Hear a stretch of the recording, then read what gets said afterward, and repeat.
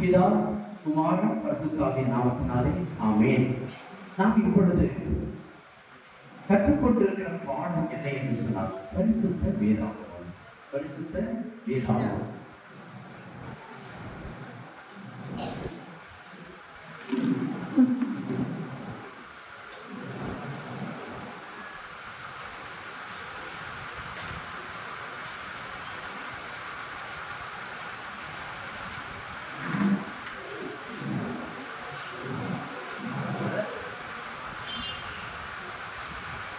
நாம் கடந்த வகுப்பிலே கேட்டதை போல பரிசுத்த வேதாகமம் அதனுடைய முன்னுரையை ஒரு சில காரியங்களில் நாம் கற்றுக்கொண்டோம்.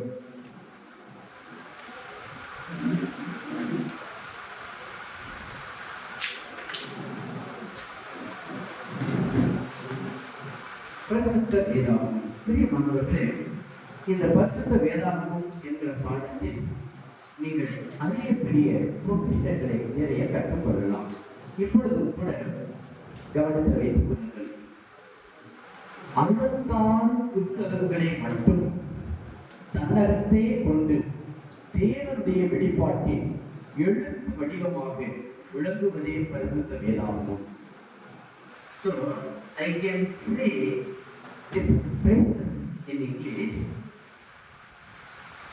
The special revelation of the God, which is called the Holy Bible, it is not for us, only not for us. It is for all. It is for all. So the whole world is accepted the word of the Lord, which is called the Holy Bible. இப்பொழுது பிரியமானவர்களே, பரிசுத்த வேதாகமத்தினுடைய சில முன்னுரைகளை நாம் கடந்த வகுப்பிலே நிறைய கேட்டோம். முன்னுரை: பரிசுத்த வேதாகமம் பரிசுத்தம் கூட்டல் வேதம் கூட்டல் ஆகமம். அதை நாம் ஆங்கிலத்திலே சொல்ல போனால் ஒரு விரிவாக்கம் இருக்கிறது. அதை நீங்கள் எழுதி வைத்துக் கொள்ளுங்கள். பைபிள் என்றால் அர்த்தம் தெரிந்து கொள்வோம். பைபிள் ஆங்கிலத்திலே தெரிந்து வைத்துக் கொள்ளுங்கள். Behold, I for eye, B for bring, L for life, E for eternal.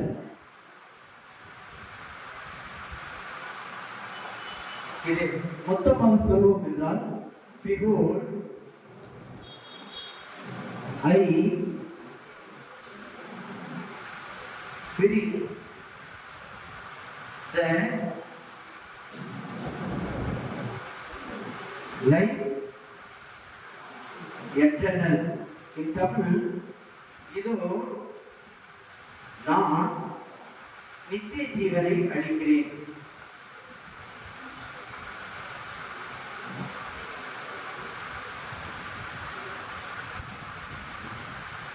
மறக்க வேண்டாம். Behold, I bring life the eternal. அளிக்கிறேன்.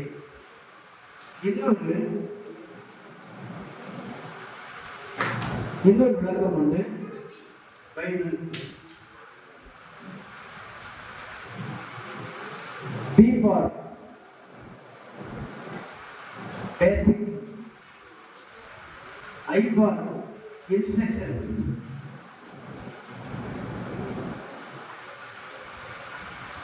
and B for before, L for living,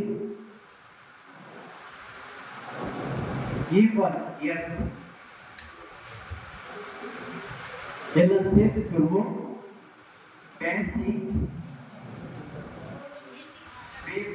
basic instructions. Yes.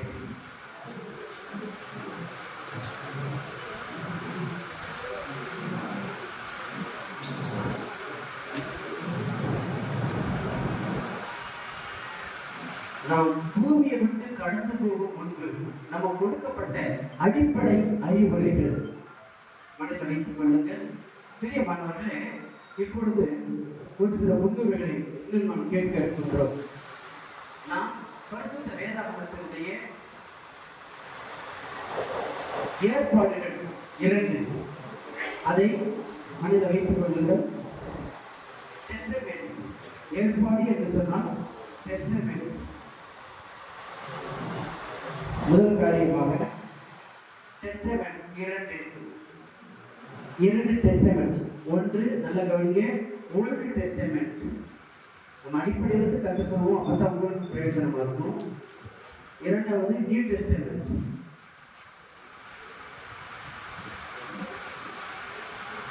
இது வந்து ஓடி என்று சொன்னால் பிசி, பிஃபோர் கிரைஸ்ட். இது என்டி, ஏடி. மனசுல வைங்க. பிசி என்பது கிமு 4000 ஆண்டுகளுக்கான சரித்திரம். பிசி என்பது 2025 சரித்திரம். மறக்கக்கூடாது. Old testament, new testament. இந்த டெஸ்டமென்ட் என்கிற வார்த்தைக்கு தமிழிலே ஏற்பாடு, இன்னொரு வார்த்தை உடன்படிக்கை.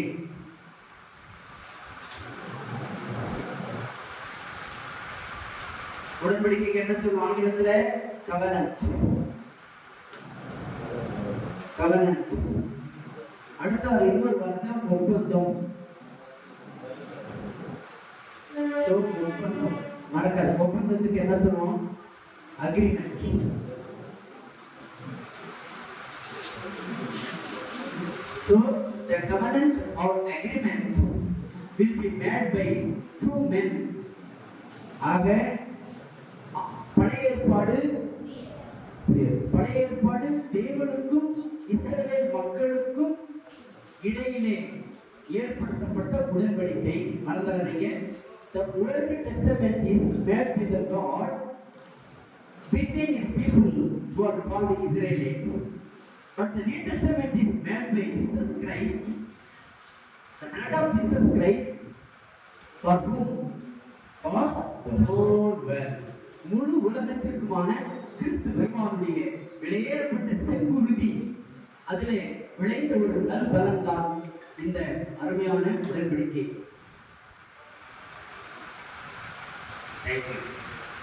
இப்ப பாருங்க, நல்லா கவனிச்சு வச்சுக்கோங்க. சுருக்கமா ஞாபகம் வச்சு போடுவோம். பழைய ஏற்பாட்டுல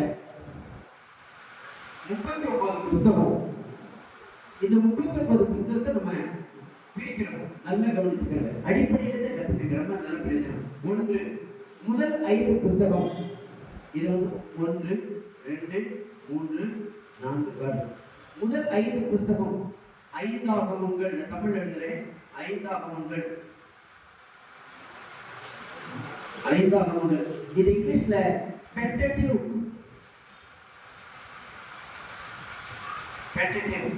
இரண்டாவது. அப்ப 5 ஆகமம் எது வரைக்கும்? ஆதியாகமம் தொடங்கி உபாகமம் வரை. நான் சுருக்கமாக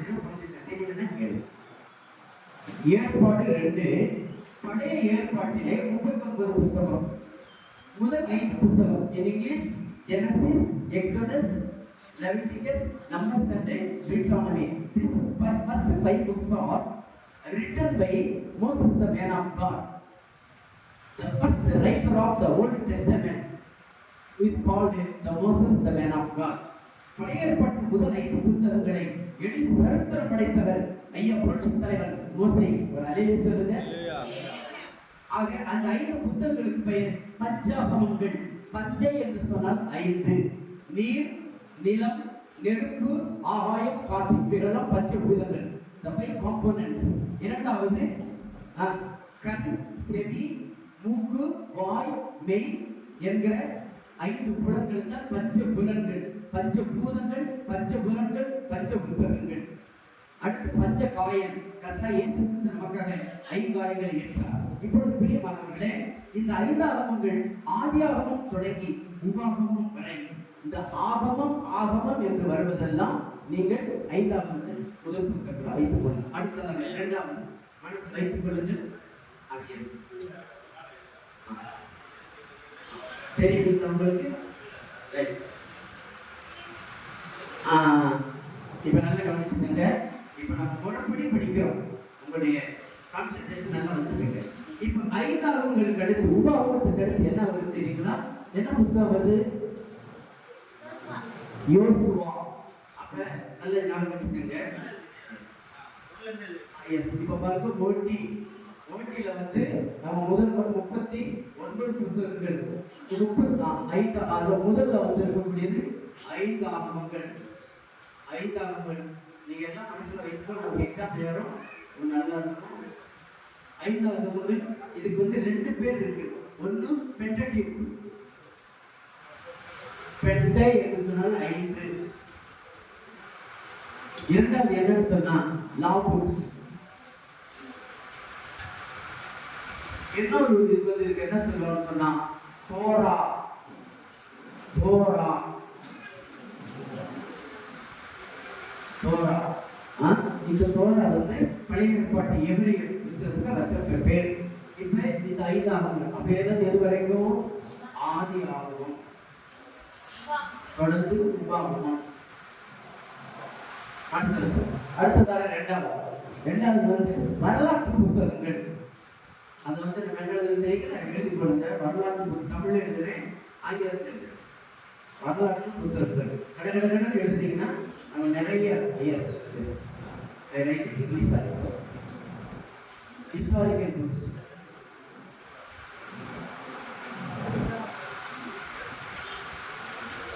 அப்ப வரலாற்று புத்தகங்கள் எத்தனை தேதி வரைக்கும் யோசுவாவில இருந்து நல்லா ஞாபகம் வச்சுக்கோங்க எஸ்தர் வரைக்கும். அப்ப வரலாற்று புத்தகங்கள் மொத்தம் எத்தனை 12.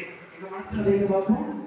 யோசுவா, நியாயாதிபதிகள், ரூத், 1 சாமுவேல், 1 ராஜாக்கள், 2 ராஜாக்கள், 1 நாளாகமம், 2 நாளாகமம், எஸ்ரா, நெகேமியா, Esther. So how many books are there? 12. From Joshua to Esther, 12 books are called the historical books. மனதில் வைத்துக் கொள்ளுங்க. வரலாற்று புத்தகங்கள் மொத்தம் 12. சுருக்கமா போட்டுக்கங்க. யோசுவா தொடங்கி எஸ்தர் ஒன்னா படி.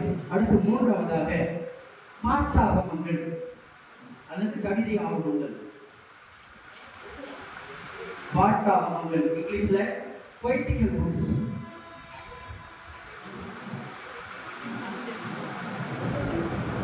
அப்ப பாட்டாகமங்கள் மொத்தம் எத்தனை 5 எழுதிக்கொள்ளுங்க. எஸ்தர் கடிச்ச என்ன புத்தகம் வந்து யோபு, சங்கீதம், நீதிமொழிகள், பிரசங்கி, உன்னத பாட்டு. அப்ப யோபு தொடங்கி உன்னத பாட்டு வரை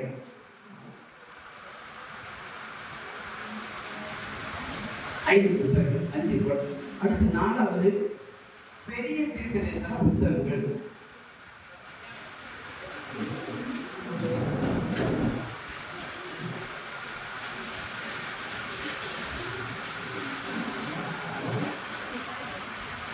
ஆங்கிலத்தில் சொல்லுவாங்க மேஜர் ப்ராஃபிட்ஸ் புக்ஸ். அது வந்து மொத்தம் 5.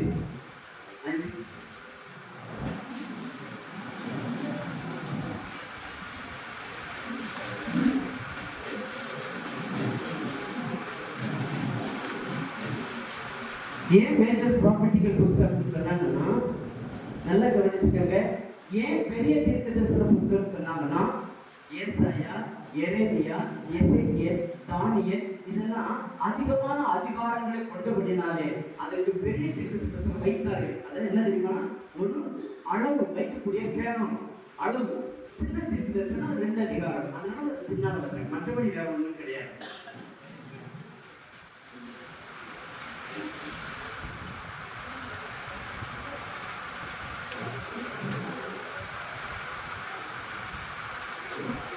உள்ள வைத்துக் கொள்ளுங்கள்.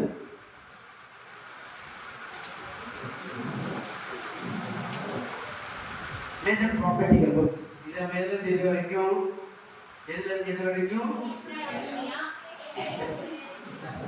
உன்னத பாட்டு கருத்தியது ஏசாயா. இந்த ஏசாயா தொடங்கி புலம்பல் என்பது ஒரு தனிநபர் பெயர் அல்ல. புலம் என்பது எரேமியா ஐயா பாடின ஒப்பாரி பாடல். அதை வந்து பெரிய புத்தகத்தை வச்சுட்டாங்க. புரியுதா? மொத்தம் 5 ஏசாயா, எரேமியா, புலம்பல், எசேக்கியேல், தானியேல். இப்போ வந்து நான் வரிசை எழுதுக்கு பேர போட்டுருக்கிறேன். வேற நீங்க அப்படியே கண்டினியூ பண்ணிக்கிறீங்களா? மொத்தம் எழுதிக்கிறீங்களா? இல்லை அப்படி நீங்க என்ன எழுதுங்க?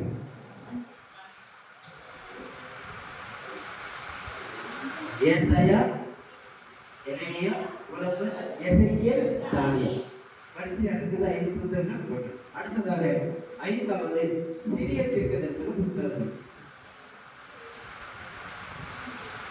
நீங்க எல்லாம் வீட்டுல போய் ஃப்ரீயா இருக்கிற எழுதிருக்கு.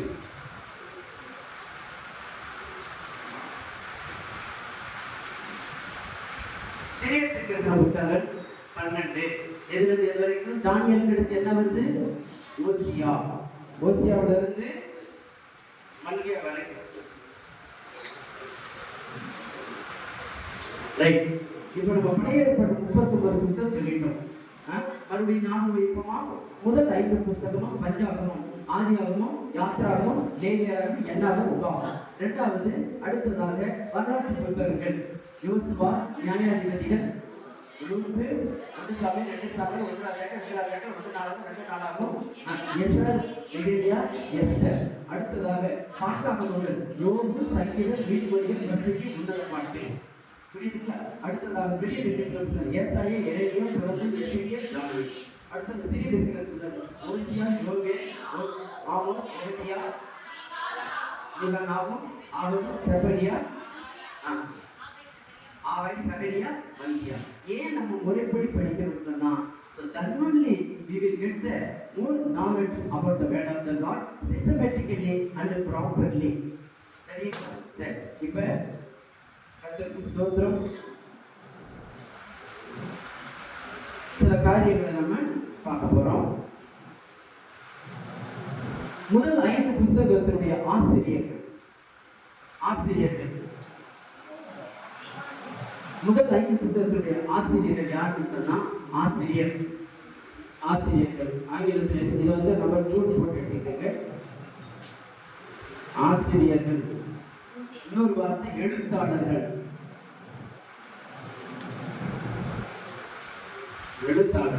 இங்கிலீஷ்ல வந்து ரைட்டர்ஸ் ஆர் ஆத்தர்ஸ்.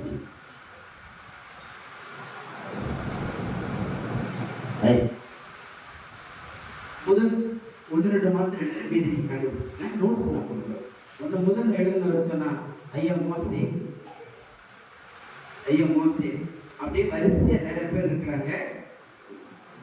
இப்போ நம்ம கேட்க போறோம். நீங்க எக்ஸசைஸ் செய்வீங்க. வீட்டு பயிற்சி எழுதிக்கொள்ளுங்க. இப்ப வரலாற்று புத்தகங்கள் எழுதின 5 புத்தகங்கள் எழுதினவர் யாரு? ஐயா மோசே. 5 புத்தகம். அடுத்து இந்த இது பஞ்சாங்கத்தை எழுதினவர்.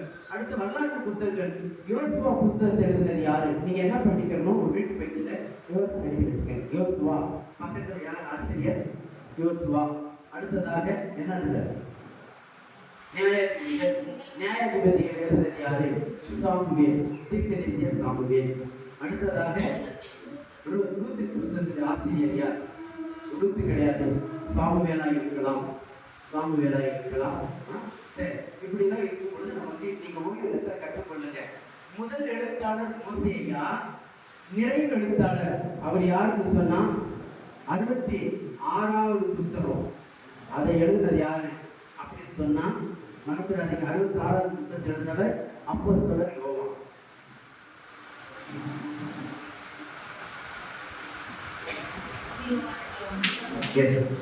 அப்ப யோவான் ஐயா கடைசி புத்தகமாக வெளிப்படுத்துற விசேஷம் 3 யோவான், 2 யோவான், 1 யோவான், யோவான் விசேஷம். ஆக யோவான் ஐயா தான் புத்தகங்கள் எழுதியிருக்கிறார்.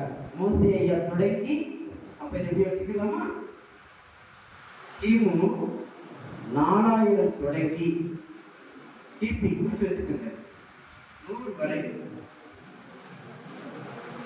கிமு 4000 தொடங்கி 3500 தொடங்கி கிபி 100 வரை பார்த்துன்னு சொன்னா ஒரு வேதாகமம். இந்த பைபிள் நல்ல கவனிங்க.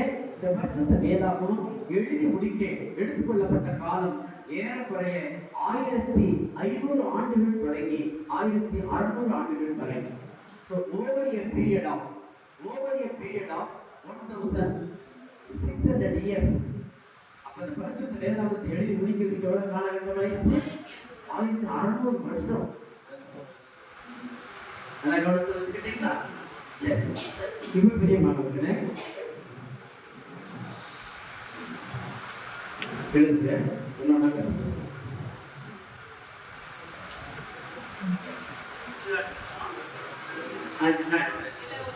எழுதிட்டீங்களா? எழுதிட்டீங்களா? எழுதாது. ரைட். ஸோ இந்த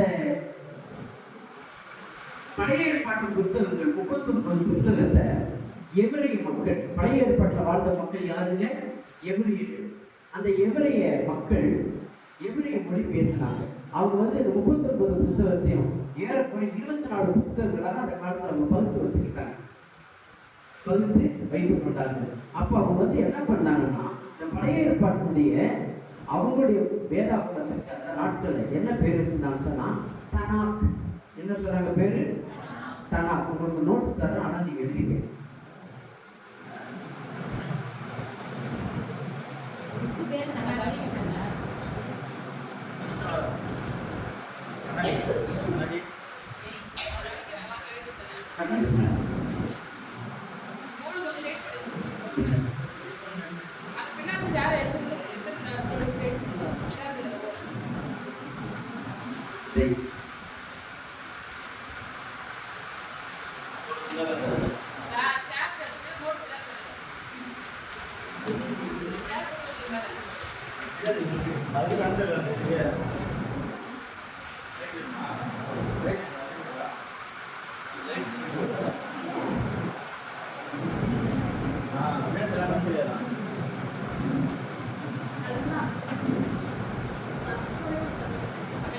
எழுதி வச்சுக்கோங்க. எபிரேய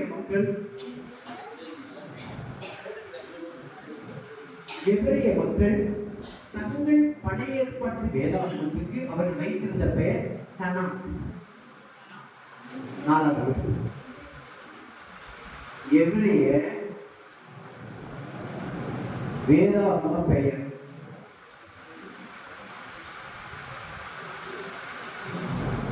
பழைய ஏற்பாட்டு ஓட்டி என்ன பேருன்னா தனாக்.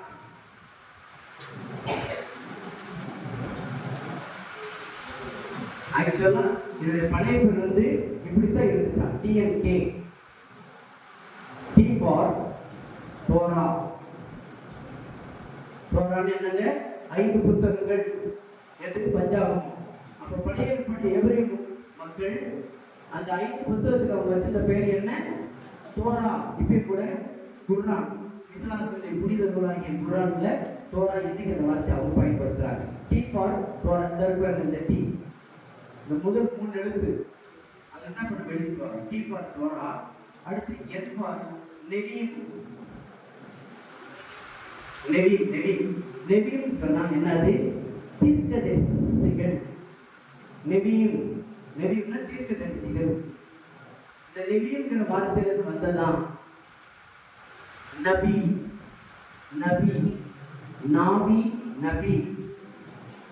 அப்ப நபி என்றால் என்ன அர்த்தம்? தீர்க்கதரிசி. பழைய ஏற்பாட்டுல முதல் நபி யார்? முதல் நபி மூசா நபி. என்ன நபி? மூசா நபி. முஸ்லிம் குர்ஆன்ல தான் இருக்கு. அப்ப மூசா நபி தான் மோசே தீர்க்கதரிசி. அப்ப குர்ஆன்ல மூசா நபி சொல்லப்பட்டவர். நம்ம வேதாகமத்துல என்ன பேருங்க? ஆக நெவீம் என்கிற வார்த்தை தான் நபி. நபி என்று சொன்னால் தீர்க்கதரிசி. அடுத்து இயேசு கிறிஸ்துவுக்கு குர்ஆன்ல சொல்லப்பட்ட பெயர் ஈசா நபி. ஈசா சல் அலை லா இலாஹா இல்லல்லாஹ் முஹம்மது ரசூலுல்லாஹ் பிஸ்மில்லாஹிர் ரஹ்மானிர் ரஹீம். இதெல்லாம் குர்ஆன்ல இருக்கக்கூடிய நம்முடைய வேதாகமத்தின் வார்த்தை தான் அரபுல இருக்கு. அரபுல அல்லாஹ் என்று சொன்னால் எபிரேய வார்த்தையில கர்த்தர் என்ற அர்த்தம். நீங்க சொல்லுமா? ஆக ஈசா நபி என்று சொன்னால் இயேசு தீர்க்கதரிசி. இயேசு ரைட். இதெல்லாம் தெரிஞ்சு வச்சுக்கோங்க. ஆக T for Torah, N for Nevi, அடுத்து கே ஃபார் கெத்துவீன். கெத்துவீன் சொன்னா எழுத்துக்கள்.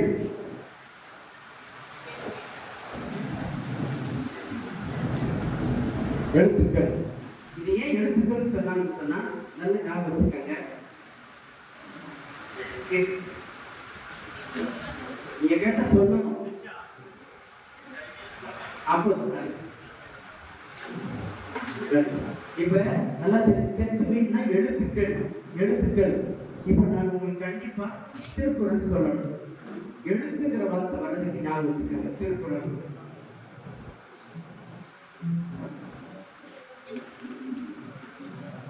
திருக்குறள் நல்ல ஞாபகம் வச்சுக்கிறது கற்றுக்கொள்ளுங்க நல்லா. திருக்குறள் மொத்தம் 3 பகுப்பு. அறத்துப்பால், அறத்துப்பால், பொருட்பால், காமத்துப்பால் 3. அதை வந்து காமத்துப்பால் நல்ல வார்த்தை, நல்ல தமிழ் வார்த்தை. இன்பத்துப்பால் கற்றுக்கொள்ளுங்க. எல்லாம் நிறைய நம்ம கற்றுக்கிட்டாதான் 4 ஜனங்களுக்கு சுவிசேஷம் நல்லா சொல்ல முடியும். ஆமா, அது ஏதோ ஒரு பாருங்க அப்படி போயிடக்கூடாது. அந்த ஜனங்களுக்கு நல்லா பகுத்து தொகுத்து சொல்லணும். நான் இடத்துல பாடல்களை சொல்லி கேட்டேன். அறத்துப்பால், பொருட்பால், இன்பத்துப்பால். உங்களுக்கு என்ன பால் தெரியும்? அவங்க தான் எங்களுக்கு ஆவின் பால் தெரியும். எங்களுக்கு வெவ்வேறு பால், நந்தினி பால் தெரியும். இதுங்களுக்கு கூட அந்த பால்லேயே ஞாபகம். நல்ல ஞாபகம் வச்சுக்கோங்க. மொத்தம் 330 குறள். மொத்த குறள் பாக்கள் எத்தனை? 330 குறள் பாக்கள். 330. அப்ப எத்தனை அதிகாரங்கள்? 130.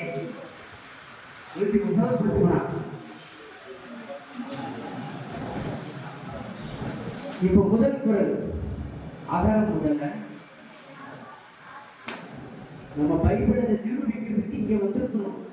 ஒரு விஷயத்தை நம்ம நிரூபிக்கிறதுனா we have to go in the depth of some of concepts, because if we take the some of concept, we have to narrate, we have to explain thoroughly and properly, because the world people are expecting us how to get the real meaning.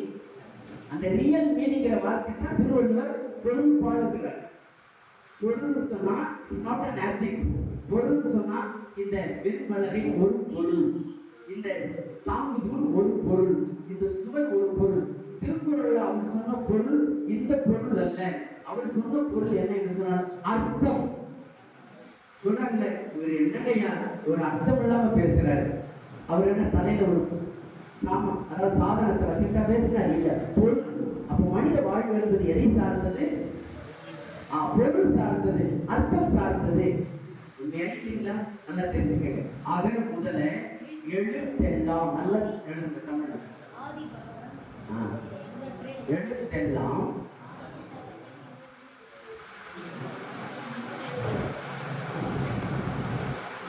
முதற்றை என்று சொன்னால் தொடங்கி நடக்கும். அது உலகம் முழுவதற்கும் என்கிற அகரம், அகரம் என்கிற அகரம் அனைத்து உலக எழுத்துக்களுக்கும் முதலாக இருப்பதை போல ஆதி பகவான் தேவனாகிய ஆண்டவர் அனைத்துக்கும் முதற்றை என்று சொன்னால் அனைத்துக்கும் ஆரம்பமாய் இருக்கிறார். அதனாலதான் ஆதி ஆரம்பத்தில் மோசேயை எழுதுகிறார். ஆதியிலே தேவன் வானத்தை பூமியையும் சிருஷ்டித்தார். ஆக இந்த எழுத்தெல்லாம் வருவார்கள். அதான் இங்க பாடத்தில் எடுத்துக்கிட்ட எழுத்தெல்லாம். ஆக இவர் எழுதினதை இன்னொருவர் உறுதிப்படுத்துகிறார். யாராக? தொல்காப்பியர். என்ன காப்பியர்? தொல்காப்பியர். இந்த தொல்காப்பியர் எழுதினதான் தொல்காப்பியம். அவர் தொல்காப்பியம் 3 காரியத்தை சொல்கிறது. ஒன்று என்னன்னு சொன்னா எழுத்ததிகாரம், இரண்டாவது சொல்லதிகாரம், மூன்றாவது பொருளதிகாரம்.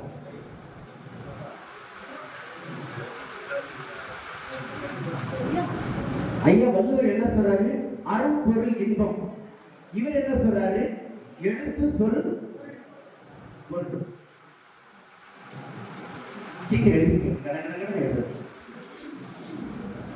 எழுத்து சொல் பொருள். ஆக உலகத்தினுடைய அத்தனைக்கும் முதல் காரியம் என்னன்னா எழுத்து தான் ஆரம்பிக்கிறது. எழுத்து என்பது a single letter. இல்லடாமா, எழுத்து எழுத்து ஒரு தனி எழுத்து அ அ ஆ. ஆக இப்ப நல்லா ஞாபகம் வச்சுக்கோங்க, ஒவ்வொரு தனி எழுத்தும் ஒரு அர்த்தத்தை கொடுக்கிறது என்பதற்காக நான் ஒரு விஷயம் சொல்கிறேன். அது உயிரெழுத்து.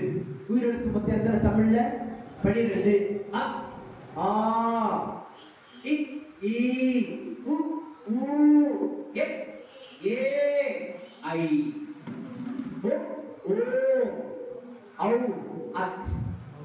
சிறு பிள்ளையில நம்ம பள்ளிக்கூடத்திலேயே நல்ல உண்மையிலே நல்லா படிச்சிருந்தா இந்த சண்டை நமக்கு வந்திருக்காரு. அது சின்ன வயசுல நம்ம நல்லா படிக்காம விட்டதுனால நம்ம பாவம் நம்மளை தொடர்ந்து வந்து இன்னைக்கு இங்கே வரைக்கும் வந்திருக்கு. அதாவது உண்மையே இல்லைங்களா? சரி, கவனிச்சுக்கங்க. அந்த அ என்பது குறில் எழுத்து. குறில். ஆ என்பது நெடில் எழுத்து. இதுல நமக்கு நேரம் இல்லை, காலங்கள் வந்து ஒன்னா நிறைய கற்றுக்கணும். இப்ப ஒரு எழுத்து அ அ என்று சொன்னால் அம்மா என்று அர்த்தம். அ என்று சொன்னால் இந்த உலகத்தில் வேற சொல்லிக்கிட்டே போகலாம். எவ்வளவு இருக்கு பாருங்க. ஒரு சிங்கிள் லெட்டர், அதே சொல்லுவாங்க தனி எழுத்து பல பொருள். நீங்க தமிழ் இலக்கணத்துல படிச்சிருப்பீங்க. ஆக ஒரு எழுத்து 2-3 எழுத்துக்களை சேர்த்துக் கொண்டால் அதுக்கு பெயர் சொல். அப்ப சொல்லுக்கு என்ன சொல்லுவோம்? இன்னொரு வார்த்தை வார்த்தை சொல்லுக்கு. ஆக பல சொல் எல்லாம் சேர்ந்து வந்தால் வாக்கியம். அதுதான் பொருள். சென்டென்ஸ் அல்லது என்ன சொல்லுவோம்? சென்டென்ஸ் அல்லது மீனிங்ஃபுல் சென்டென்ஸ். புரியுதுங்களா? நல்ல எளிமையா இருக்குதா? நீ இப்படித்தான் கற்றுக்கிறது பாடல். இப்போ உங்களுக்கு நல்லா இன்ட்ரெஸ்டா இருக்குதுங்களா? சுவையா இருக்குதுங்களா? நல்லா சுவையா இருக்குதுங்களா? இப்படித்தான் நீங்க கற்றுக்கிறது பாடல். நல்லா கவனிச்சுக்கங்க. ஆக பரிசுத்த வேதாகமத்தை நிறுவனம் செய்கின்ற அநேக புத்தகங்கள்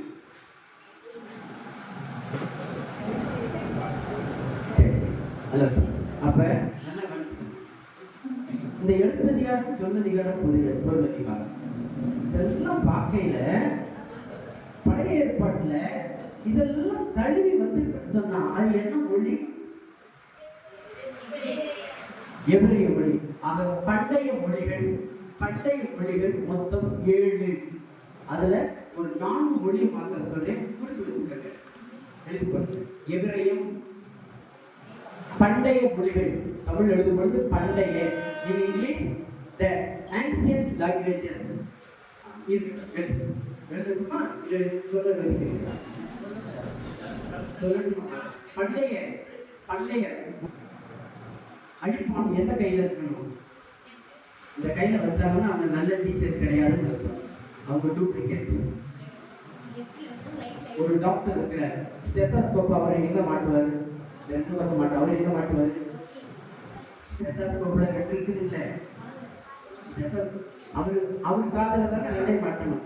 பேஷண்ட் காதல 2 மாட்டிட்டு அவர் அப்படி பார்த்துட்டு இருந்தாருன்னா என்ன டாக்டர்? மூலி டாக்டர். அதே மாதிரி ஆசிரியர்களை கண்டுபிடிச்சிக்கலாம். தெரிஞ்சு வச்சுக்கோங்க. அவங்க உண்மையிலே ஒரிஜினலாக படிச்சுட்டு வந்தாங்கன்னா படிக்கலன்னு தெரிஞ்சிடும். ஒரு ஆசிரியர் எப்பொழுதுமே அடிப்பான் எந்த கையில் வச்சிருக்கணும்? இடது கையில. எழுதுகோள் வலது கையில. அடிக்கிறது எப்படி அடிக்கிறது தெரியுமா? இப்படி அடிக்கக்கூடாது. இப்படி அடிச்சா டீச்சர் பாருங்க, இப்படி அடிச்சிருக்கும் போது பின்னாடி பாருங்க ஆடு நல்லா டீச்சர் ஆடுறதுன்னு அது அவமானமா இருக்கும். அதனால ஒழுக்கத்தை கற்றுக் கொடுத்தாங்க. அடிக்கிறவங்களோட ஆணா இருக்கட்டும் பெண்ணா இருக்கட்டும் நல்ல என் பேருக்கு இப்ப அடிச்சிச்சு கரெக்ட் தான். ஆனா இப்படி அடிச்சிச்சு நல்லா ஆடிச்சு. அதனாலதான் நல்லா தெரிஞ்சுக்கோங்க. சின்ன விஷயம் தான் வாழ்க்கையில் கற்றுக்க. எல்லாருமே கற்றுக்கிட்டோம் கிடையாது. இப்போ நாங்கள் போய் ஏசப்பா முன்னியத்தில் எம்ஏ பிஎட் பேராசிரியருக்கு ஐசிஎஸ் வார்த்தை படிக்கும் பொழுது நிறைய தெரிஞ்சுக்கிட்டோம். நல்லா தெரிஞ்சுக்கோங்க. நிறைய விஷயங்கள் இருக்குது. இப்போ பிரியமானவர்கள் எழுதிக்கொள்ளுங்க. ancient languages பண்டைய மொழிகள். ancient language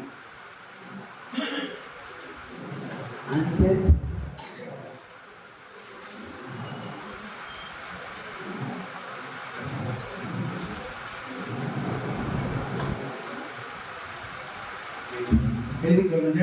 ஒன்று எபிரேயம், இங்கிலீஷ்ல ஹீப்ரு. இரண்டாவது தமிழ். முதல்ல தமிழ் இருக்குது. உலகத்திலே கண் தோன்றி மண் தோன்றா காலத்தை குடியில் தோன்றிய தமிழ் இல்லாத இல்லை, எல்லா இடத்துலையும் சரி தமிழ். ஆக்சுவலாக தமிழ் வந்து எப்படி எழுதணும் இங்கே கவனிக்கணும். எல்லாம் சின்ன சின்ன மாற்றம் இப்படி தான் எழுதணும். இந்த எழுத்து வரக்கூடாது. இதை வைங்க. இது எப்படி தெரியுமா? இது கூட எழுது. அப்போ தமிழ் எப்படி எழுதுவோம்? தமிழ் சிறப்பு நகரம். ஆக ஆனால் ஒன்று எழுத போனா இது நல்லது. ஆனால் நம்ம தமிழ்நாட்டிலே இதை எழுத மாட்டேங்கிறோம். ஆனால் எல்லாம் கத்துறாங்க. நல்லா ஒவ்வொருத்தரும் தலையை எடுத்து கத்துறாங்க. ஒரு பிரயோஜனம் இல்லை. கத்துறது பெருசு இல்லைங்க. மொழி அல்லது இது கட்டக்கூடாது, செயல்ல காட்டணும். அவன் சும்மா எல்லாம் கட்டுறாங்க. அது எனக்கு ரொம்ப வருத்தமா இருக்கு. அது கட்டக்கூடாது. அதே சொல்லுவாங்க, டாப்லெஸ் பேச்சை குறைத்து செயல்பாட்டை நிறைய கொண்டு வரணும். நம்ம முக்கியம் எல்லாரும் டெலிட் பண்ணிடுங்க. சரிதான் தமிழ் கூட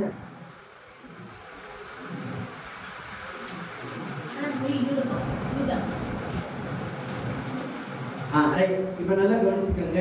கடற்கடல் வச்சுக்கணும். இல்ல நீங்களே கண்டுபிடிச்சிருக்க அடுத்த சொல்லி சொல்லணும். அடுத்த பாடத்துக்கு வரேன். நல்லா கவனிச்சுக்கோங்க. பரிசுத்த வேதாகமம் ஒரு நூலகம். என் லைப்ரரி சுருக்கமா போட்டுக்கங்க. நீங்க புரிஞ்சுக்கிட்டு வீட்டுல நல்லா எழுதணும். இப்ப நிதானம் எல்லாம் எழுதிக்க முடியாது. இங்க வந்து நம்மள எழுதிக்கிறது வீட்டுல நல்லது. பரிசுத்த வேதாகமம் ஒரு நூலகம். காரணம் 66 புத்தகங்களை உள்ளடக்கியதுனாலே 66 புத்தகங்கள் அடங்கிய ஒரு நூலகம். இந்த ஹோலி பைபிள் லைப்ரரி. இரண்டாவது பரிசுத்த வேதாகமத்தினுடைய ஆசிரியர் பரிசுத்த ஆவியானவர். 2 தீமோத்தேயு 3:14. ஒன்று, இது ஒரு நூலகம். 66 புத்தகம். இரண்டாவது இதனுடைய தலைமை ஆசிரியர் பரிசுத்த ஆவியானவர். 2 தீமோத்தேயு 3:14. வேத வாக்கியங்கள் எல்லாம் தேவ ஆவியினால் ஏவப்பட்டு எழுதப்பட்டிருக்கிறது. அடுத்து மூன்றாவது எழுத பயன்படுத்தப்பட்ட ஆசிரியர்கள் மொத்தம் 40. முழு வேதாகமம் எழுத பயன்படுத்தப்பட்ட ஆசிரியர்கள் மொத்தம் எத்தனை பேருமா? 40. பழைய ஏற்பாட்டுல 30. எவ்வளவு வேகம் எழுதுறீங்களோ அந்த அளவுக்கு மனசு. பழைய ஏற்பாடு முடிச்சது அப்பா ஏ, புதிய ஏற்பாடு பூ ஏ. புதிய ஏற்பாடு மொத்தம் 10 பேரு. பழைய ஏற்பாடு மொத்தம் எத்தனை ஆசிரியர்கள்? 30. புதிய ஏற்பாட்டுல 10 ஆசிரியர் மொத்தம் 40. இந்த 40 பேருடைய வேலைகளை தெரிஞ்சுக்கங்க. 40 பேருடைய வேலைகள் சுருக்கமா. அரசர்கள் எழுதினா எழுத்தாளருடைய வேலைகளை தெரிஞ்சுக்கங்கப்பா. அரசர்கள். இரண்டாவது அரசு சேவகர்கள். Royal servant. அடுத்ததாக மருத்துவருக்கு என்ன சொல்லலாம்? வைத்தியர். இங்கிலீஷ்ல பிசிசியன். அடுத்து அப்புறம் தான் டாக்டர். பிசிசியன். PHYCISI. பிசிசியன். அடுத்ததாக மீனவர்களுக்கு நல்ல மீனவர்கள் எழுதுறவர் மீனவர்கள். இங்கிலீஷ்ல ஃபிஷர்மேன். மீனவர்களுக்கு நல்ல தமிழ் வார்த்தை செம்படவர்கள். என்னதுங்க? செம்படவர்கள். தெரிஞ்சுக்கீங்களேன், செம்படவர்கள். அடுத்ததாக யார் எழுதிக்கிறாங்க சொன்னா தீர்க்கதரிசிகள். வேதாகமத்தில் தீர்க்கதரிசிகளை உடனடி சொல்லுங்க பார்ப்போம். தம்பி நீங்க சொல்லுங்க. Can you tell me anyone of prophet's name? Isaiah, Jeremiah. இவங்க தீர்க்கதரிசிகள். எப்படி பார்த்தோமா இல்லைங்களா? தீர்க்கதரிசி எழுதியிருக்கிறாங்க. அடுத்ததாக சாதாரண பாமர மக்கள். வேதாகமத்தில் எழுதுறாங்க. யாருக்கு அப்புறம்? சாதாரண பாமர மக்கள். என்ன சொல்லுவோம்? Ordinary people. அடுத்ததாக எழுதின மொழிகள். வேதாகமத்தில் எழுதின மொழிகள் மொத்தம் 3 மொழிகள் எழுதியிருக்கிறாங்க. நம்பர் 1 ஹீப்ரு, நம்பர் 2 கிரேக்கம், நம்பர் 3 அரபேயம். இந்த 3 மொழி இங்க வருதுல. இதுக்கு நம்ம கையில இருக்கிறது என்ன? இப்படி ஞாபகம் வச்சுக்கோங்க, எப்பயுமே இப்படி ஞாபகம் வச்சுக்கோங்க. எபிரேயம் முதல் எழுதப்பட்டது என்ன மொழி? அடுத்ததாக மொழிபெயர்க்கப்பட்டது புதிய ஏற்பாட்டிலே கிரேக்கம், அடுத்ததாக ஆங்கிலம். ஆங்கிலத்திலிருந்து முதல் வேதாகம் எழுதப்பட்ட மொழி என்ன? ஹீப்ரு. இரண்டாவது கிரேக்க. எப்ப எழுதப்பட்டது சொன்னா? மகா அலெக்சாண்டர். கிரேக்க நாட்டின் முடிசூடா மன்னர் மகா அலெக்சாண்டர். மகா அலெக்சாண்டருடைய ஆசிரியர் யார்? சத்தியமா தெரியாது. நான் 2 பேரை சொல்றேன், அடுத்த முறை எனக்கு வந்து கண்டுபிடிப்பீங்களா? அரிஸ்டாட்டிலா, சாக்ரட்டிஸா? எனக்கு இப்ப எடுத்துக்கங்க, நீங்க அடுத்த முறை வந்தா சொல்றேன், கண்டுபிடிக்கணும். அலெக்சாண்டருடைய ஆசிரியர் யார்? நான் இப்போ உங்களை கேட்ட நம்பி உங்க ஆசிரியர் யார்? ஐயா, நான் எத்தனை ஆசிரியர்கள் சொல்வது அப்படிங்கிற மாதிரி சொல்றாங்க. உங்க ஆசிரியர்கள்லாம் கேட்ட சொல்லணும். எனக்கு இன்னும் நல்ல ஞாபகம். 1வது சொல்லிக் கொடுத்த தலைமை ஆசிரியர், ஆசிரியர் பெருமக்கள் இந்திய மனசில் நீங்கள முகமும் பெயர்களும் என் நெஞ்சினை நீக்கம் பதிவெடுகளாக இருக்கின்றன. ஒரு சந்தோஷமான விஷயம். ஆசிரியர்களை மறக்கக்கூடாது. உலகத்தில் 4 பேர் மறக்காதீங்க. நம்பர் 1, உங்களை பெற்றெடுத்த தாய் தகப்பன் மறக்காதீங்க. இருக்கலையில 4 பேர் மாதா பிதா. உங்களை கடிக்காம, எறும்பு கடிக்காம, மாடு மட்டும் வளர்த்து இன்னைக்கு நல்ல நிலவை கொண்டு வந்த தாய் தகப்பனை மறக்கக்கூடாது. உலகத்தில் பொருள் பட்டம் பதவியும் எல்லாமே வரும் போகும். ஆனா தாய் தகப்பனை மாத்திரம் கிடைக்க மாட்டாங்க. என்ன தெரிஞ்சுக்கிட்டீங்களா? உலகத்தில் தாய் தகப்பனை விலை கொடுத்து வாங்க முடியாது. எத்தனை பேர் தாய் தகப்பன்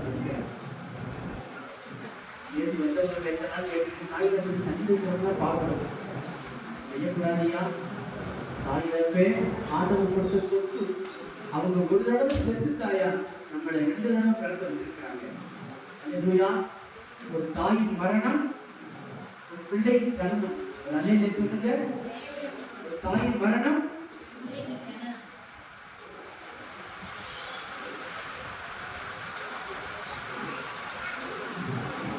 தாய்களுக்கு ஆண்டவர் கொடுத்தாங்கன்னா மறந்துடாதீங்க. உங்களோட கடைசி வரைக்கும் உங்களோட கண்ணிலேயே வச்சு கண்ணது பாருங்க. உலகத்துல எல்லாம் வரும் கிடைக்க சொத்து தாய் கருப்பம். எங்க அப்பா பருந்து நேசிய மாந்திரிகம் பண்ணி கொண்டுட்டாங்க. எங்க அம்மா எதிர்பார்த்த விதமா 10 வருஷத்துக்கு முன்னாடி காலம் போயிடுச்சு. என்னை நல்லா படிக்க வச்சு நல்லா கூட சாப்பிடாம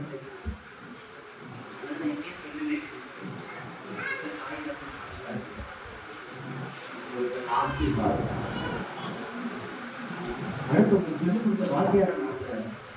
அடுத்து உங்களுக்கு ஆவிக்குரிய தரப்படாத போதகர் நடத்துறாரு. அவங்க ஆசீர்வாதத்தை அனைத்தே வாய்ப்பு. 4வது உங்களுக்கு கொடுக்கப்பட்ட மனைவி கணவர் இந்த வார்த்தையை தருகிறார். மனைவி வார்த்தையை சொல்லுவாங்க. மனைவி வார்த்தையை மடியில வைக்கணும், மாதா வார்த்தையை நெஞ்சில வைக்கணும். சொல்லுவாங்க. இது ஏன் உங்களால சத்தங்களை சொல்ல முடியல தெரியுமா? நீங்க 2மே வைக்கல. அதனால சொல்ல ஒரு பயமா இருக்கு. மனைவி வார்த்தையை மடியில வைக்கணும், மாதா வார்த்தை மாதா தாய் வைக்கணும். புரியுதா இல்லைங்களா? அதாவது கொஞ்சம்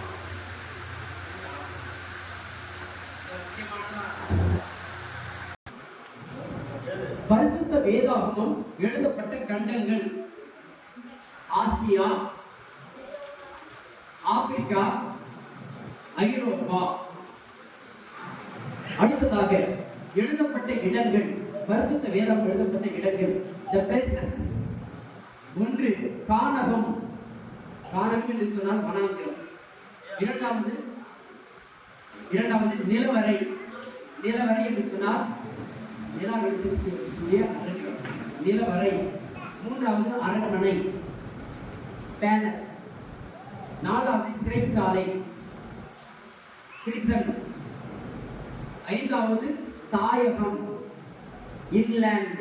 இன்லேண்ட் நாட்டு இங்கிலாந்து. Inland INLAND. அடுத்து ஆறாவது அயலகம் ஃபாரின். அப்ப வேதாந்தத்தை எங்கெல்லாம் வச்சு எழுதியிருக்கிறாங்க? இஸ்ரேல் தேசத்துல வச்சு எழுதினாங்க. சிலர் பாபிலோனியாவில் வச்சு எழுதினாங்க. Inland and foreign. அடுத்ததாக எழுதப்பட்ட சூழல்கள், சிச்சுவேஷன், அவங்க எந்த சூழல் எழுதியிருப்பாங்க? ஒன்று சமாதானம், இரண்டாவது யுத்த நேரம், மூன்றாவது செழுமை, நாலாவது பஞ்சம் ஸ்டார்வேஷன், ஐந்தாவது அடிமைத்தனம், ஆறாவது விடுதலை காலம் the period of independence. அடுத்து எழுதினவர்களுடைய உள்ள தெளிச்சி எப்படி இருக்கும்? எக்ஸ்பீரியன்சஸ் ஆர் மூட் எப்படி இருக்கு சொன்னா, இருதயம் நொறுங்குண்ட துயர நிலை. எரேமியா ஐயா தீர்க்கதரிசனம் எழுதியில இருதயம்ல எப்படி இருந்துச்சு? நொறுங்கி போயிடுச்சு. the broken heart, the mood of broken heart. அடுத்து இன்ப சூழல். இஸ்ரவேல் மக்கள் விடுதலையாகி வெளியில வந்துட்டாங்க, பாட்டு பாடுறாங்க. அந்த பாடுற பாடல்கள்லாம் ஆரோகண சங்கீதம். ஆரோகண எழுதி வச்சுக்கோங்க. சங்கீதங்கள்ல ஒரு சங்கீதம் என்ன பேருங்க? ஆரோகணனா அது யாரோ அப்படி போயிடக்கூடாது. ஆரோகண சங்கீதங்கள்.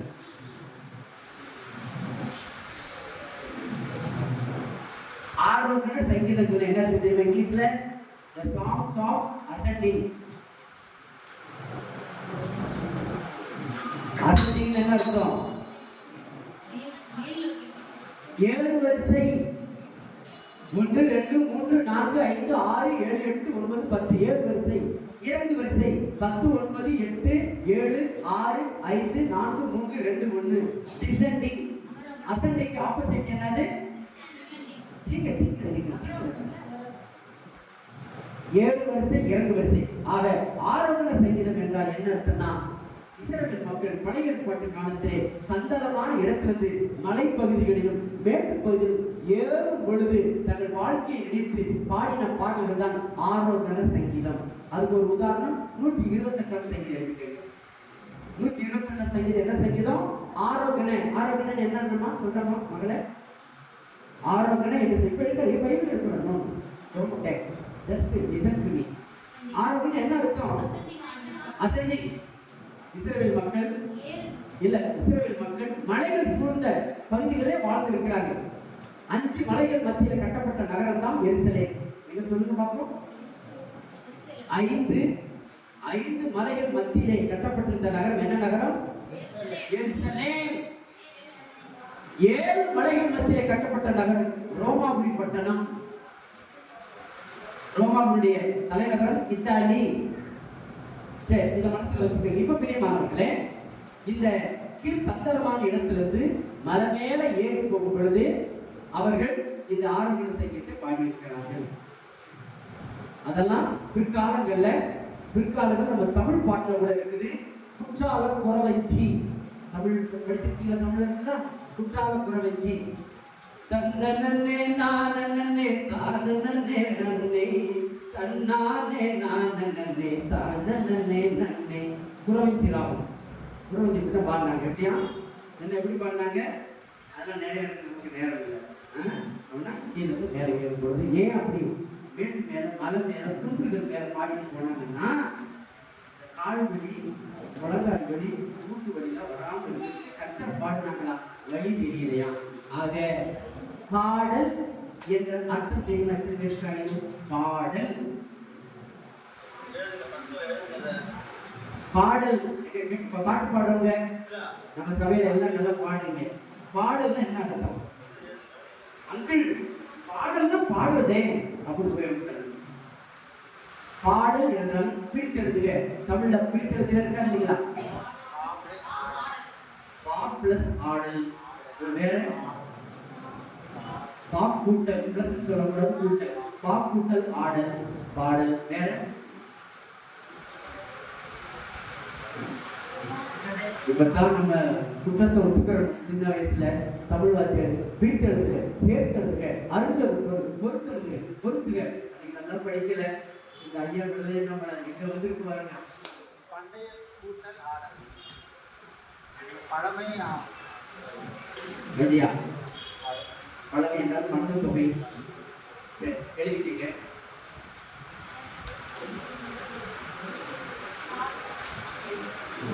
என்னது? ஆண்டல். பாடி என்று சொன்னால் வாழ்விய துன்பம், துயரம், வேதனை, கண்ணீர், கவலை, இந்த பாடுகள் எல்லாம் அள்ளி என்று சொன்னால் அற்று போகுதல். என்ன சொல்லுங்க?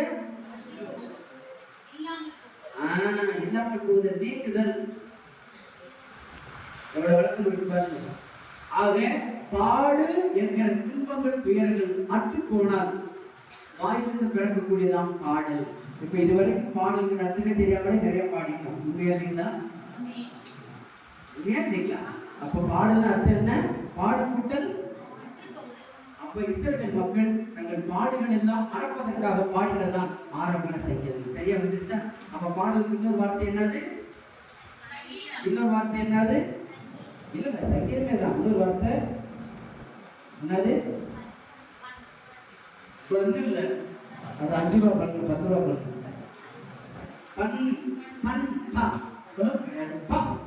பன் என்ன அர்த்தம்? அது ரொட்டி. இது பன். பன் என்று சொன்னால் பாடல், சங்கீதம், பாடல், பன், கீர்த்தனை, பாமாலை. புரிஞ்சுக்கிட்டீங்களா? அப்ப பாடல்கள்னா சேர்ந்துச்சுன்னா ஒரு மாலை வந்துச்சு. பாமாலை. பா என்று சொன்னால் என்ன? பாடல். பூக்கள்லாம் சேர்ந்தா பூ மாலை, பாடல்கள்லாம் சேர்ந்தா பாமாலை. அப்ப பாமாலையில பாடல் நிறைய இருக்கு. பாமாலை, கீர்த்தனை தெரியாதுங்களா? இயேசுவையே துதி செய் நீ மனமே, இயேசுவையே துதி செய், இயேசுவையே துதி செய். கீர்த்தனை என்னதுங்க? கீர்த்தனை. அப்புறம் என்ன பாட்டு இருந்துச்சு? என்ன பாட்டு? ஆத்துமமே என் முழு உள்ளமே உண்டாண்டவரை தொழுதேற்று நாள் வரை அன்பு வைத்தாரைத்த உன் ஆண்டவரை தொழுதேற்று. இந்த காலத்துல இந்த பாடல்கள்லாம் நிறைய பாடல். சரி, இப்ப புரிய மாணவர்களே, அடுத்து நம்ம கடந்து போறோம்.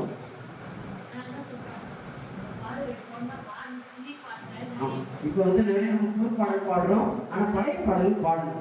என்ன பாட்டு பாடணும்? பழைய பாடுங்க, புதுசு பாடுங்க. இங்க வடிங்களே, வேதாகமத்துல பழைய ஏற்பாடு, பழைய திராட்சரசம், பழைய வஸ்திரம், அதே மாதிரி பழைய பாடலும் பாடணும். பழைய பாட்டு பாடணும், புது பாட்டு பாடணும். புது பாட்டு பாடையில புது பாட்டு பாடல எப்படி பாடலாம்?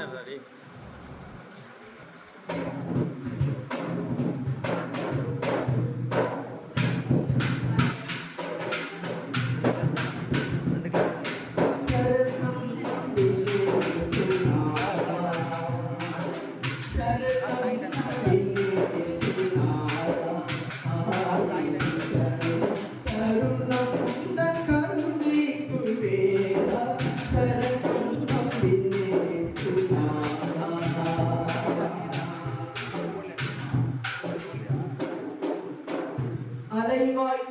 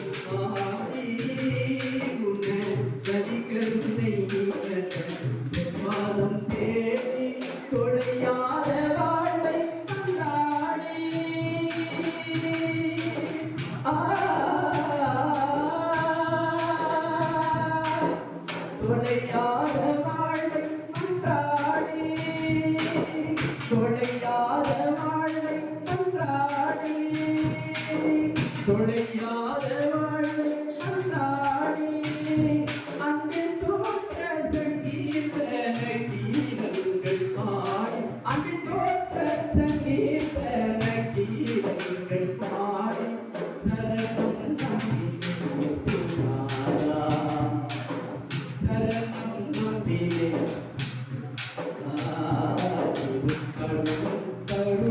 உந்தன் கருணை குபேரா சரணம் சுனாதா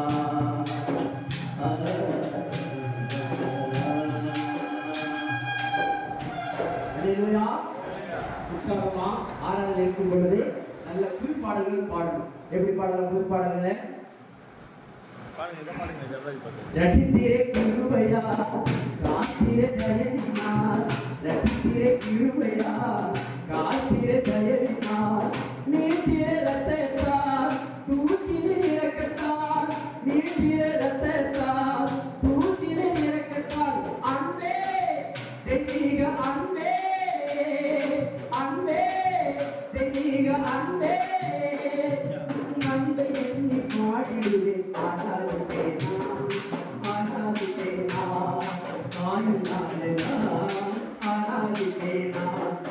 கருவிலே தாய கருவிலே உருவான நாடுகளா கண்ணாடி போல காப்புகிறே எந்தளவும் செய்தேன் தெரியலையே இவ்வளவாய் அன்புகிறே கருவிலே தாயம் கருவிலே உருவான நாடுகளா கண்ணாடி போல காப்புகிறே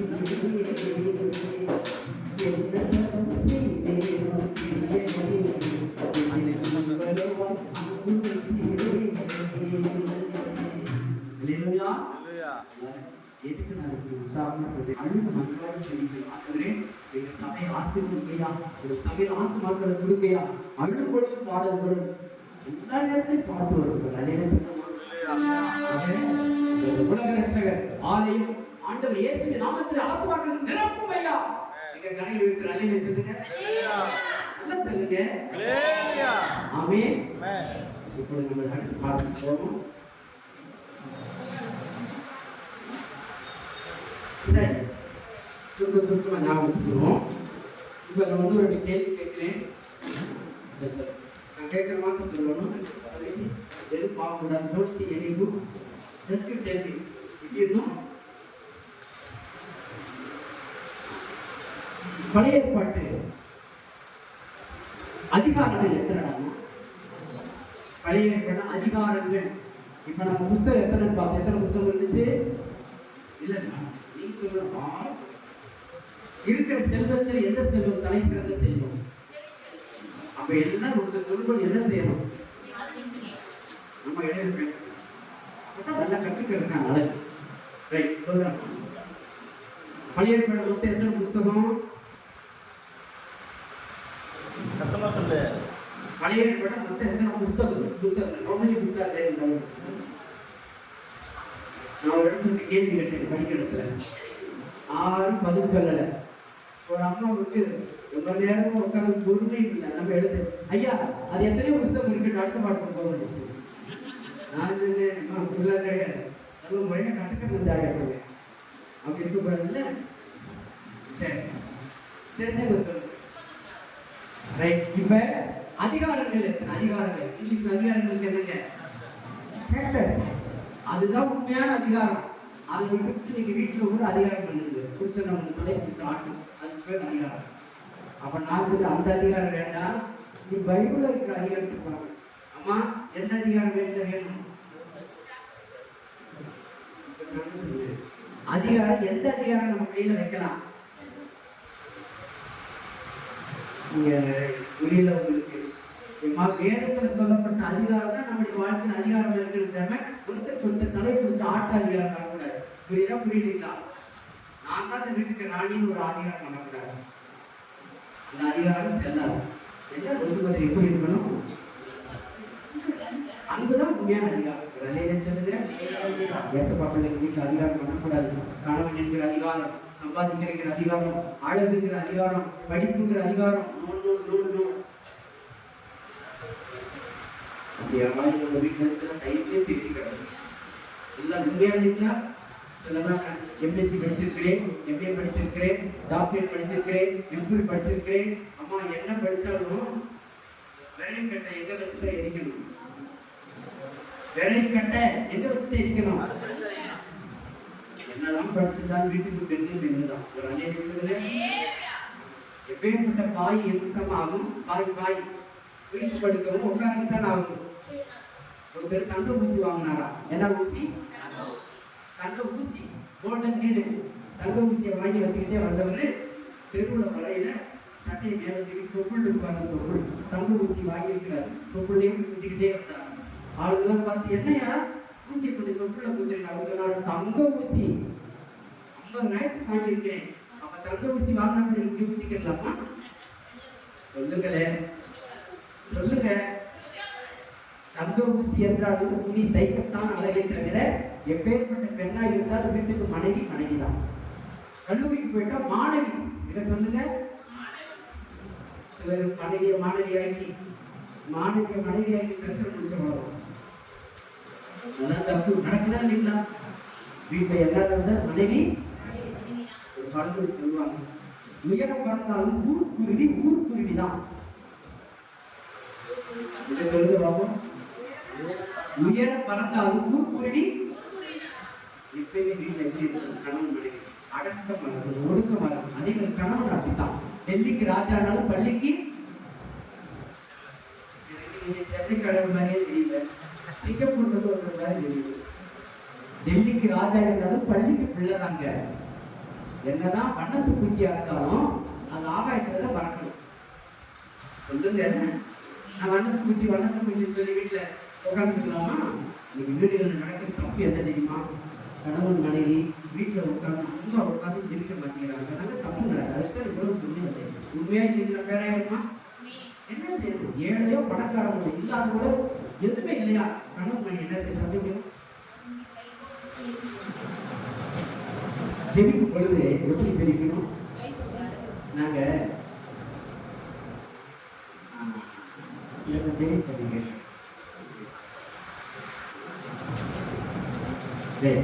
அடுத்ததாக சொல்லுங்க. இந்த நூல் உங்கள் கையில் கொடுக்கிறோம், இருந்தாலும் நீங்கள் கற்றுக்கொள்வது நல்லது. இப்ப எபிரேய மொழியின் சிறப்பு தன்மை, எபிரேய மொழியின் சிறப்பு தன்மைகள், the specialties of the Hebrew language. ஒன்று, எபிரேய மொழியை வலது பக்கத்திலிருந்து இடது பக்கமாக எழுத வேண்டும். அரபிக் கூட அப்படி எழுதலாம். எந்த பக்கத்திலிருந்து? from right side to left side. இரண்டாவது, இந்த மொழிக்கு உயிரெழுத்துக்கள் கிடையாது. உயிரெழுத்துக்கள் ஆங்கிலத்தில் சொல்லுவோம் vowels. எங்க இங்கிலீஷ்ல எத்தனை vowels இருக்குது? Very good. எத்தனை vowels இருக்கு சொல்றாமா? ஏ ஐ, இந்த 5 எழுத்துக்கள் ஆங்கிலத்தில் vowel. தமிழ் உயிரெழுத்துக்கள் எத்தனை இருக்குது? 12. மெய்யெழுத்துக்கள் எத்தனை? 18. இக்கு எங்கு எச்சி இஞ்சி எட்டு இன்று எட்டு இன்று இவ்வு இவ்வு ஈ இரு இட்டு இவ்வு எள்ளு இட்டு இன்று எண்ணு 18. ஆக உயிர் எழுத்துக்கள் மொத்தம் எத்தனை? 216. சார்பு எழுத்துக்கள் மொத்தம் அதெல்லாம் தெரியாதுங்களா? அடுத்ததாக எபிரேய மொழியிலே வெறும் மெய்யெழுத்துக்கள் தான் உண்டு. Only consonant, no vowel. அடுத்ததாக எபிரேய மொழியில் மொத்தம் 22 எழுத்துக்கள் இருக்கின்றன. 22. ஆங்கிலத்துக்கு மொத்தம் 26. எபிரேய மொழியில 22, கிரேக்க மொழியில 24. இதெல்லாம் என்னதுங்க? மெய்யெழுத்துக்கள். சரி, இப்ப இந்த 22 எழுத்துக்களும்,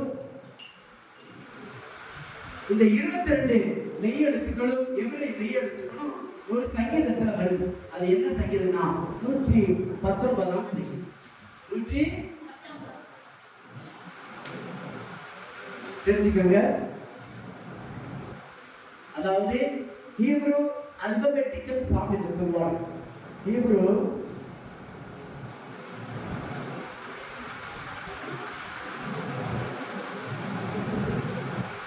அல்பபெட்டிக்கல் சாங். 119. 119ஆம் சங்கீதத்துல மொத்த வசனம் 176.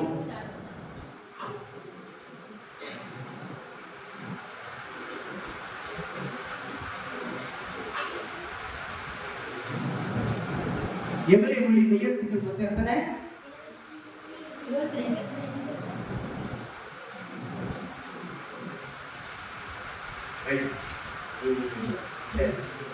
22. படிக்கிறடாமா அப்படியாப்பா?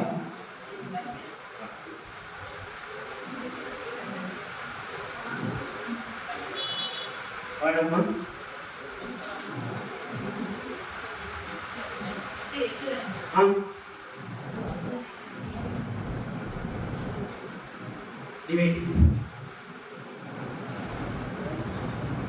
சொன்ன உடனே தெரியுமா? 22 பெருக்கள் 8 176. அப்படியானால் இப்படி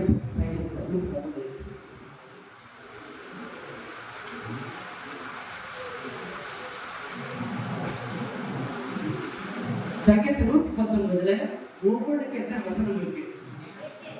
ஆக 22 8 கூட்டல் 22 மொத்தம் எவ்வளவு? 100. அப்ப ஒவ்வொரு 8 வசனத்துக்கு தலைப்புல என்ன போட்டிருக்காங்க? ஒவ்வொருக்கும் தலைப்புல முதல் தலைப்பு ஆலை இருக்குதா இல்லைங்களா? ஆலை ஆலை வே கிவன். நீங்க என்ன செய்யணும்? மனப்பாடம் எழுதி பண்ணுங்க. சீக்கிரம் எழுதிக்க. உங்களுக்கு இது மனப்பாடம் 22 மனப்பாடம். ஒன்று ஆலப்பு கிவல் பெய்து கிவல் வந்து இதெல்லாம் அடுத்த முறை மதாஸ் பண்ணணும். சீக்கிரமா அடுத்த நம்ம போயிடும். புரியுதுங்களா? ஆக எபிரேய மெய்யெழுத்துக்களை கொண்ட ஒரு சங்கீதம் 119. அடிமை எழுதிக்கிற வீட்டில் வைக்கிறது வேண்டாம். அடுத்ததாக சரி நெக்ஸ்ட் செப்டுவஜன்ட்.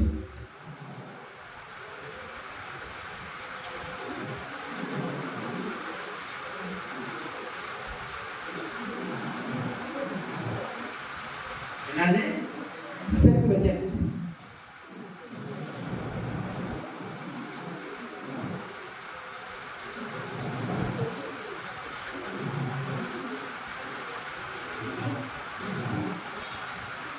செப்டுவஜன்ட்னா நல்லா தெரிஞ்சுக்கங்க. இதான் அந்த அர்த்தம்.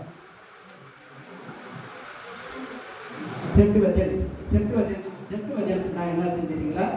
எபிரேய மொழியில தெரிஞ்சுக்கங்க. எபிரேய மொழியில முதல் கிமு 250 எபிரேய மொழியில எழுதப்பட்ட பழைய ஏற்பாட்டை முதல் கிமு 250ல 72 பேர் வச்சு எழுதினாங்க. ஆக பழைய ஏற்பாட்டு எபிரேய மொழியை கிமு 250 எத்தனை பேர் வச்சு எழுதினாங்க? 250 பேர். இது 72 பேர் வச்சு எழுதினாங்க.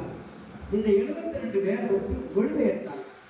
அவர் இந்த குழுவினர் இரண்டாம் தாலனி என்கிற அரசர் ராஜா அழைச்சு அவங்கள அந்த காலத்துல ஒரு பிரதான ஆசாரியர் இருந்தார். அவர் பேர் எலியேசர்.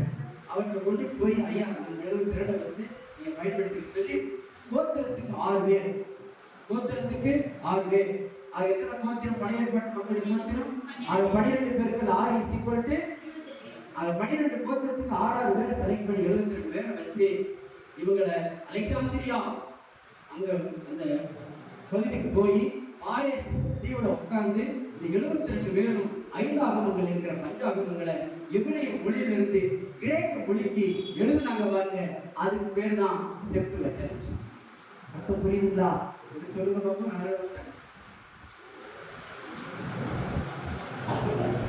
இரண்டாம் தாலனி என்கிற 12 கோத்திரத்துக்கு 6 பேரை எடுத்து 72 பேரை கொண்டு வந்து அந்த காலத்துல இருந்த பிரதான ஆசிரியர் எலியேசர் அவர் கொடுத்து ஐயா கோத்திரம் 72 பேர் போய் நீங்க பழைய ஏற்பாட்டு கிரேக்க மொழிபெயர்ந்து சொல்லி அன்னைக்கு சொன்ன உடனே அவங்கெல்லாம் அலெக்சாந்திரியா எதிர்த்து அலெக்சாந்திரியா பக்கம் போய் அங்கே ஃபாரஸ்ட் தீவுல உட்கார்ந்து எல்லாம் மொழிபெயர்த்தாங்க. அந்த எழுதப்பட்ட புத்தகத்துக்கு தான் செப்டுவஜன்ட். 70 50 இது 10 பேருக்கு தெரிஞ்சு அடுத்ததாக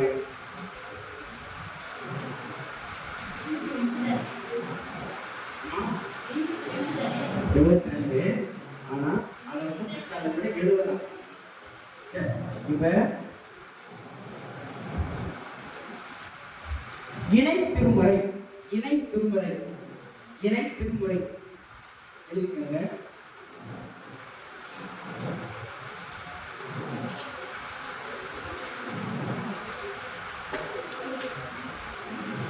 இணை திருமுறை. இந்த இணை திருமுறைக்கு அர்த்தம் என்னன்னு சொல்ல தெரியுங்களா? இதை தெரிஞ்சுக்கங்க. அப்போக்ரிபல் புக்ஸ், அப்போக்ரிபல்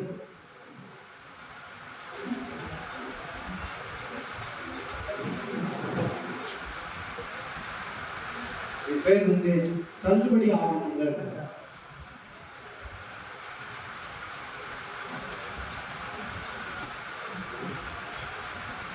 அப்போக்ரிபா இந்த தள்ளுபடி ஆவணங்கள் நம்ம வேதாகமத்துல சேர்த்துக்கொள்ள முடியாத ஒரு புத்தகம். அதை வந்து சேர்க்கல.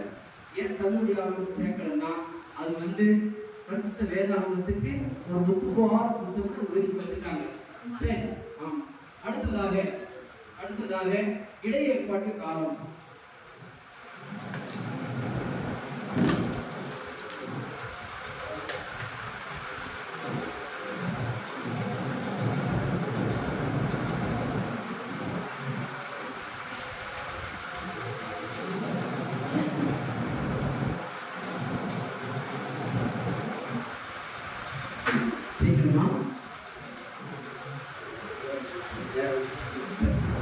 எழுதி வச்சுக்கோங்க. உங்களுக்கு நான் நோட்ஸ் நாங்கள் அனுப்புகிறோம்.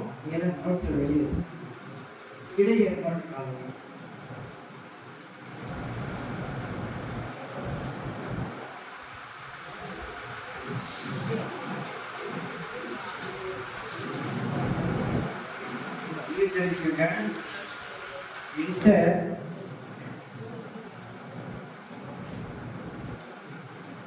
இன்டர்டெஸ்டமெண்டல் பீரியட். இன்னொரு வார்த்தை மத்திய காலம், இன்னொரு வார்த்தை இருண்ட காலம், இன்னொரு வார்த்தை மௌன காலம்.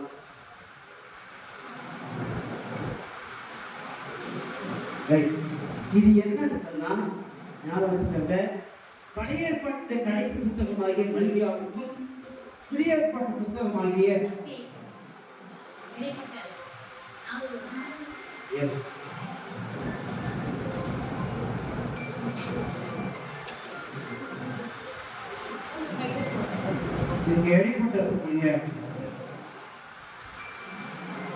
இதுதான் அந்த புரிஞ்சுக்கிட்டீங்களா?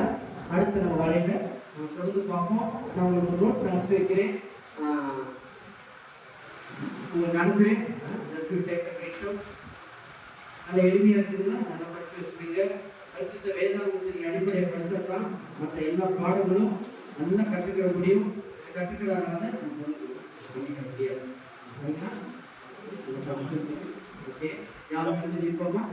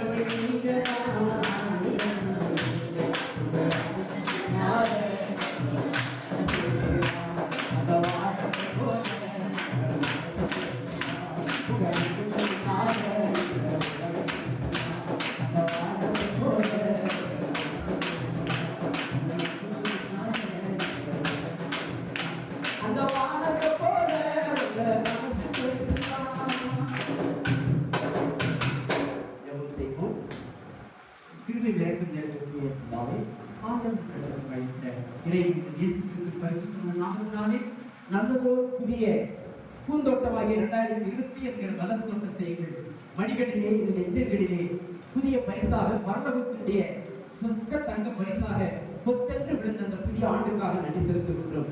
ஆண்டவரே எங்கள் வாழ்வெல்லாம் ஆண்டவரே இந்த வருஷத்திலே கர்த்தரோடு கர்த்தருடைய கிருபையோடு கர்த்தருடைய ஆவியானவருடைய அன்போடு நாங்கள் வாழ எங்களுக்கு வாக்குத்தத்த வசனத்தையும் ஆண்டவரே அறிவுரையும் கொடுத்து எங்களை ஆசீர்வதித்து இந்த வருஷத்தின் முதல் மாதத்திலே விசேஷமாக நல்லதோர் 11ஆம் தேதியில தெய்வமே எங்களை கொண்டு வந்ததற்காக ஸ்தோத்திரம். எங்கள் உலக ரட்சகர் ஆண்டவரே அருமையான சினாட் டயசிஸ்காக நன்றி. உலக ரட்சக ஸ்தாபனத்துடைய பேராயர் ஐயாவுக்காக நன்றி. உலக ரட்சக ஸ்தாபனத்துடைய உதவி ஆண்டவரே அத்தனை நிர்வாகத்திற்காக தலைவர் பெருமக்களுக்காக ஜெபிக்கிறோம். திருச்சபைகளுக்காக ஜெபிக்கிறோம். பேராயர் அம்மாவுக்காக ஜெபிக்கிறோம். அருமையான மக்களுக்காக ஜெபிக்கிறோம். பிள்ளைகளுக்காக ஜெபிக்கிறோம். திருச்சபை மக்களுக்காக ஜெபிக்கிறோம். கற்றுக்கொண்ட வேதாகமத்தின் அடிப்படை பாடத்தை அஸ்திபார பாடமாக அடிப்படை பாடமாக ஆண்டவரை கற்றுக்கொள்ளும் நல்ல ஆண்டவரை முதன்மை பாடமாக கற்றுக் கொடுத்து நன்றி. இன்னும் நாங்கள் கற்றுக்கொள்ள சமயத்தில் நல்க வேண்டும் என்று அருமை ஆண்டவர் மீட்பெருமாக இருக்கிற கர்த்தாவே வருஷத்திலே பிள்ளைகள் கர்த்தரை கனம் பண்ணவும் பெற்றோரை மதிக்கவும் கணவன் மனைவி ஒருவருக்கு அன்பாக இருக்கவும் திருச்சபைக்கு நல்ல உத்தமமான விசுவாசிகளாயிருந்து ஆத்மாக்களை ஆதாயம் செய்யவும் நேரம் பொருள் காலம் அனைத்து பிள்ளைகள் தங்களை ஈர்த்தெடுத்து ஆசீர்வதிக்கப்பட அருள்நாதர் கர்த்தருமாய் இருக்கிற இயேசு கிறிஸ்து நாமத்தை ஜெபித்து தாழ்வோடு மன்றாடி விசேஷமாக இந்த கல்லூரி உலக ரட்சகர் வேதாகம கல்லூரிக்கு ஆண்டவரே வருகின்ற மாணாக்க செல்வங்கள் விரிவுரையாளர்கள் ஆசிரியர் பெருமக்கள் எல்லாருமே கலந்து இயேசு ரட்சகரின் நாமத்தில் அல்லேலூயா.